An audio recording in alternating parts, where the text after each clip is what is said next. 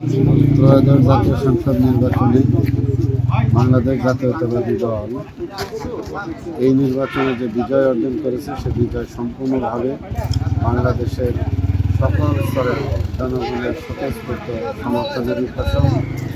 বাংলাদেশ জাতীয়তাবাদী দলের প্রতিষ্ঠাতা শহীদ রাষ্ট্রপতি জিয়াউর রহমান, বেগম আবাসিন দেশনেত্রী বেগম খালেদা জিয়া এবং বর্তমান পার্টির চেয়ারম্যান জনাব তারেক রহমান তাদের লক্ষ্য উদ্দেশ্যের প্রতি এবং জাতীয়তাবাদী দলের প্রতি আস্থা রেখে বাংলাদেশের গণমানুষ যে রায় দিয়েছে এবং ভূমিধস বিজয় 2/3 বেশি আসনে যে বিজয় দিয়েছে, এর জন্য আমরা প্রথমে আল্লাহর দরবারে শুকরিয়া জানাই এবং জনগণের প্রতি জাতীয়তাবাদী দলের প্রতি আস্থা রাখার জন্য আমরা তাদের প্রতি কৃতজ্ঞতা জানাই এবং জাতীয়তাবাদী দল সরকার গঠন করে জনমানুষের এই প্রত্যাশাকে প্রত্যেকের মৌলিক অধিকার সহ বৈষম্যহীন একটি নতুন বাংলাদেশ নির্মাণে বাংলাদেশ জাতীয়তাবাদী দলের চেয়ারম্যান জনাব তারেক রহমান আগামী বাংলাদেশ গড়ে তুলবেন, এটা আমি বিশ্বাস করি।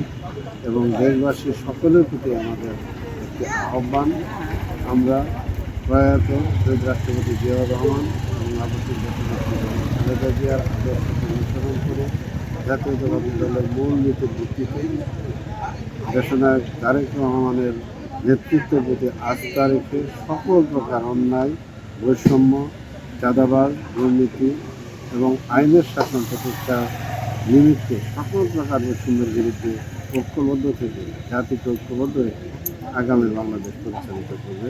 এইটাই আমরা আজকে দোয়া মাহফিলের মাধ্যমে মহান আল্লাহ রাব্বুল আলামিনের কাছে প্রার্থনা করেছি। আমরা শহীদ রাষ্ট্রপতি জিয়াউর রহমানের আত্মার মাগফিরাত কামনা করেছি, আবাসিন দেশনেত্রী বেগম খালেদা জিয়ার আত্মার মাগফিরাত কামনা করেছি, জনাব আরাফাত রহমান কুকুর আত্মার মাগফিরাত কামনা করেছি এবং আমাদের দেশনায়ক জাতীয়তাবাদী দলের চেয়ারম্যান তারেক রহমানের সুস্বাস্থ্য, দীর্ঘায়ু এবং সুযোগ্য নেতৃত্ব প্রত্যাশা করেছি এবং সকল জাতীয়তাবাদী শক্তিকে ঐক্যবদ্ধভাবে এই দেশ নতুনভাবে বিনির্মাণের জন্য এবার কিন্তু সেরকম কোনো ঘটনা ঘটেনি। এটাই ব্যতিক্রম এবং এটাই জনাব তারেক রহমানের ক্যারিশমা।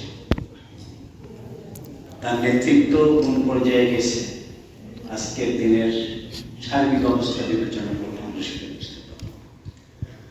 এই নির্বাচনে বিএনপি 2/3 বেশি আসন লাভ করে বিজয়ী হয়েছে। যদি বিএনপির মধ্যে অন্তর্কলহ না থাকতো তাহলে আরো 30-40টা সিট বেশি। যাদেরকে আমাদের এই জাতির জন্য নেতা হিসাবে নির্বাচিত করেছেন তাদেরকে যেন সর্বদা হেদায়েতের উপর রাখেন, তাদেরকে যেন সর্বদা দ্বীনের অনুরাগী রাখেন, ইসলামের অনুরাগী রাখেন।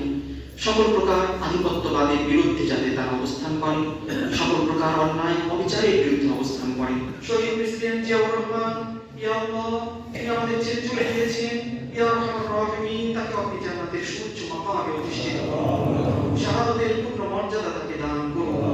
ইয়া আরহামার রাহিমিন, ইয়া আল্লাহ, আমাদের মহান স্বাধীনতা সংগ্রামের সময় থেকে শুরু করে আজ অবধি এদেশের সকল মানুষ ন্যায়ের পক্ষে, ন্যায্যতার পক্ষে, মানুষের অধিকার প্রতিষ্ঠার জন্য শাহাদত বরণ করেছে, আত্মোৎসর্গ করেছে, প্রত্যেকের রোহে সওয়াব হচ্ছে।